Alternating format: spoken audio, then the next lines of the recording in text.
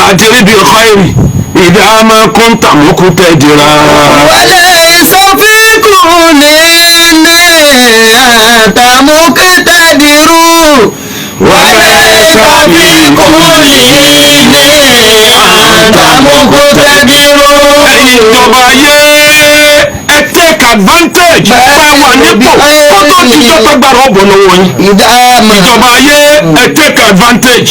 ìtì ń bẹ lọ́wọ́ yín lẹ́nu ẹ lè má lọ opportunity yẹn lọ́la. kò yẹ yín ni ọlọ́run náà mọ tí wọ́n fi ròyìn olórí ìjọba tó bá lọ. ẹ̀yin ẹ wò ó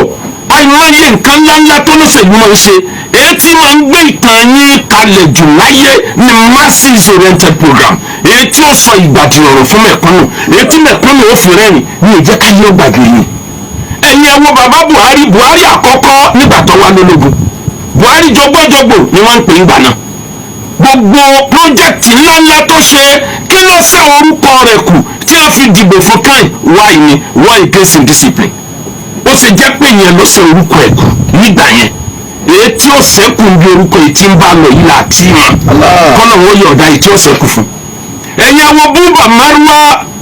General Marwa tó ṣe gómìnà lẹ́kọ̀ọ́ ẹ̀yin olóṣèlú ẹ lọ rọrí ntí bá fẹ́fọ̀ aráàlú tí fẹ́fọ̀ mẹ̀kúnnù ní dórúkọ yọ ṣẹ́kù kì í sáriwo kí ló ṣẹ́kù lára orúkọ Marwa dòní àrò kẹ̀kẹ́ Marwa ni ẹ wá dúró tó ṣe lẹ́kọ̀ọ́ ẹ wá dúró project ńláńlá tó ṣe ó sì wá jẹ́ pé wọn ò fi nǹkan kan rántí rẹ̀ mọ́ kẹ̀kẹ́ Marwa ló kù tí wọ́n fi rántí ẹ̀. tó bá mọ̀ pé kẹ̀kẹ́ Marwa ní ọ̀sẹ̀ kù ni òun gángan ọba kọ́ iléeṣẹ́ Marwa ṣé bó lẹ́nu ó ní iléeṣẹ́ aeroplane àlùbáríkà gbà náà lọ. ìyẹn ò ṣe orúkọ ẹ̀ kù èyí tó gbé kalẹ̀ fún mẹ̀kúnnù tí mẹ̀kúnnù fi rí ìrọ̀rùn ìyẹn ló ṣẹ́kù bẹ́ẹ̀ bá wá dé Kánò kẹ̀kẹ́ Marwa bẹ́ẹ̀ dé Ìbàdàn kẹ̀kẹ́ Marwa kódà wọ́n ti pín kẹ̀kẹ́ Marwa ní Ghana. ẹ wò ó ẹ̀yin ẹ wo ìgbìmẹ̀dọ̀ kì í ṣolóṣèlú Osama Benin Kingdom kì í ṣolóṣèlú olówó ńlá ni ó ní iléeṣẹ́ aeroplane ó pè ní Okada airline aeroplane ló lérò pé yóò jẹ́ kórìkò wọ́n ṣẹ́kù iléeṣẹ́ aeroplane rẹ̀ wá paná làwọn tí ń gun motorcycle ń gbà wọ́n ṣẹ̀ bẹ̀rẹ̀ ní wọ́n bá fi ń bá àwọn èèyàn joke ẹ wá gun motorcycle mi jọ Okada lélẹ́yìí Okada airline lélẹ́yìí wẹ́rẹ́wẹ́rẹ́wẹ́rẹ́ bí motorcycle ṣe gbọ̀kadà máa lọ́wọ́ nù. mo dé Ghana wàláyé ọ̀kadà ní ń pè ń bẹ̀ mo dé Côte d'Ivoire ọ̀kadà ní ń pè ń bẹ̀ most West African country kí ló mọ̀ tí ó ṣe orúkọ ẹ̀ kù àwọn white elephant project tẹ̀yìn olóṣèlú gbé dání yìí àbámọ̀ àtòrí burúkú nígbẹ̀yìn ẹ̀ kì í ṣe iye bílíọ̀nù tó fi ṣe project ló má ta bí èwo ló wúlò faraàlú rẹ̀ èwo ló ṣe déédéé nídìí aráàlú ètò ọ̀sẹ̀kù yìí kù nìyẹn bàdérí bíi kárí ìdá máa kú tàmókò tẹ̀lera fàlàyé ṣàfihàn ilẹ̀ àtàmókò tẹ̀lera wàlàyé ṣàfihàn àtàmókò tẹ̀lera. nǹkan dé lórílẹ̀‐èdè Nàìjíríà orílẹ̀‐èdè ńláńlá márùn-ún ni wọ́n kéde UK ló kọ́kọ́ pariwo lọ́sẹ̀ tá a lò lọ́yìí US pariwo lọ́sẹ̀ tá a lò lọ́yìí Australia wí tiẹ̀ Canada wí tiẹ̀ nkẹyọ kan náà ni gbogbo wọn wí wọn ní orílẹ̀-èdè Nàìjíríà ìlú Àbújá terrorist àtàkẹ́ o ẹ tètè lọ múra lẹ̀ níbo jẹ́ páwọn ní irinṣẹ́ security everywhere wọ́n ní ẹ lọ múra sílẹ̀ wọ́n attack ibẹ̀ ẹnìkan wá kọ́ wọ́n ní Àbújá gangan ní target wọn Àbújá gangan ní target wọn gbogbo ìlú òyìnbó wọn á pàṣẹ fáwọn ọmọ wọn tí ń bẹ nílùú Àbújá ẹ̀ṣọ́ ìrìnrìn ẹ̀ṣọ́ ìwà gbogbo iléeṣẹ́ ìjọba òyìnbó ni wọ́n fi àtàkì o àwọn tí ń rí nǹkan lókè àwọn tí ń dá nǹkan mọ̀ ẹ̀rù ń bà wọ́n àwọn tí wọ́n dá nǹkan mọ̀ tó tó wọn wọn ní òsì nǹkan àràbà tó ra mọ́ọ̀dọ̀ ń gbà rèrè àwọn tó máa wẹ̀ ń bọ́dọ̀ lọ́wọ́ àwọn tó máa wẹ̀ ń bọ́dọ̀ lọ́wọ́ àwọn tó máa wẹ̀ ń bọ́dọ̀ lọ àwọn tó máa wẹ̀ ń bọ́dọ̀ lọ àwọn tó máa wẹ̀ ń bọ́dọ̀ lọ àwọn tó máa wẹ̀ ń bọ́dọ̀ lọ. òwe Yorùbá ní bọ́dọ̀ bá ń pa ní a sì máa dọ́gba tọ̀ sára ìtọ́ ń gbẹ̀ nínú òjò nídìí pọ́ọ̀tì tó bọ́ọ̀lẹ̀ ebo mi ní ìyálé ẹ lórí máa dọ́gbọ́n ṣe é bẹ̀ náà omi ọ̀sán gbogbo ẹ̀ dànù. kí ló dé tẹ̀ take advantage aláàtì kẹfì wá build up security Nàìjíríà kó wá dé permanently kó má sí pé ń lọ ń bọ̀ mọ́ ọkàn ẹnìkan ò balẹ̀ mọ́ a sì là ń ṣèlú ìjọba orílẹ̀-èdè Nàìjíríà abẹ́ yín ni wàláì tá iye èèyàn tó kú nínú ìjọba yìí ẹrùjọ rẹ̀ tẹ́ bá dán. ẹ dìde gbogbo ilẹ̀ tó lajú lágbàáyé ti pariwo bí bẹ́ẹ̀ kọ́ ẹ ronú alternative way tẹ́ fi lè build up security. èèyàn a máa lo dìgbòlugi fáwọ̀tì dìgbòlugi ń gbà mí èèyàn a máa lo igi láti fi fáìtì wèrè. ó ṣẹlẹ̀ ní ìlú China ó ṣẹlẹ̀ ní ìlú Pakistan ní ìyá 2020 tó kọjá nítòsí nígbà covid mọ́ra tí ó ṣẹlẹ̀ locust ló wọ ìlú Kenya ó jẹ gbogbo oko wọn run UNO United Nations ìlú kéde pé ilẹ̀ China àti ilẹ̀ Pakistan ẹ múra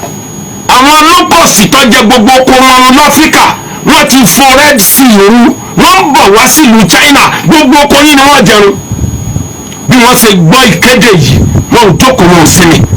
wọ́n sáré dìde ni wọ́n pe àwọn ọ̀jọ̀gbọ́n wọn jọ kí ni solution kíláàsì ọ̀jọ̀gbọ́n kan ló mú àìdí àwa ní China onítà bá spray àwọn locust yìí ìta spray lé lórí oúnjẹ tá a padà jẹ ni yóò padà affect àwa náà ẹ ṣe jẹ́ ká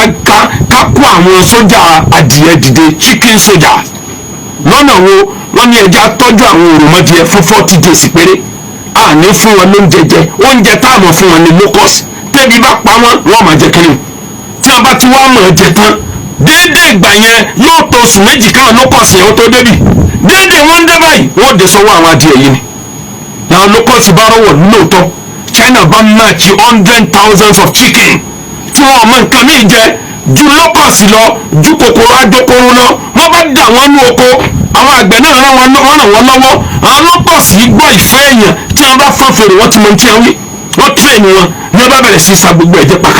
pàkàpàkà nígbà tá ìṣẹ́jú pẹ́ wọ́n jẹ gbogbo okòrò tán wọ́n jẹ gbogbo locust tán wọ́n tún fẹ́ máa jẹ oko ní wọ́n bá ní ẹ̀ka àwọn kìnìún ilé ẹja pa wọ́n ti parí iṣẹ́ wọn. ó ṣẹlẹ̀ nílẹ̀ Pakistan the same year China ló ràn wọ́n lọ́wọ́ tí wọ́n ní ẹ lọ wá pẹ́pẹ́yẹ ducks yóò máa sa grasshopper jẹ times 3 ntádìẹ lè sàjẹ làwọn náà bá build up ẹ̀ làwọn náà bá ṣẹ́gun láwọn ìmútọ́lájú lágbàáyé àràbà tó ra mọ́dọ̀ ń gbà rèrè o àwọn tó máa wẹ̀ ń bọ́dọ̀ lọ àwọn tó máa wẹ̀ ń bọ́dọ̀ lọ àwọn tó máa wẹ̀ ń bọ́dọ̀ lọ àwọn tó máa wẹ̀ ń bọ́dọ̀ lọ àwọn tó máa wẹ̀ ń bọ́dọ̀ lọ àwọn tó máa wẹ̀ ń bọ́dọ̀ lọ. Níjọba orílẹ̀-èdè yìí ni wọ́n gbé kọ́ńtrákì 48 billion every year ní agbè fún tọ́ǹpọ̀lì nílẹ̀ Ìgbò wọ́n ní kó máa bá wọn sọ gbogbo ọ̀pá epo tó wọlé Ìgbò bọ́pá epo ṣe pàtàkì sí tọ̀lẹ̀ ní aráàlú náà pàtàkì o sójà ń bẹ níbẹ̀ àwọn gbogbo security ń bẹ níbẹ̀ kẹ́ tó gbé kọ́ńtrákì máa sọ ọ̀pá epo 48 billion fún un tòǹpọ̀lọ́ pọ̀ láyé ẹ mú àwọn tòǹpọ̀lọ́ tó kù náà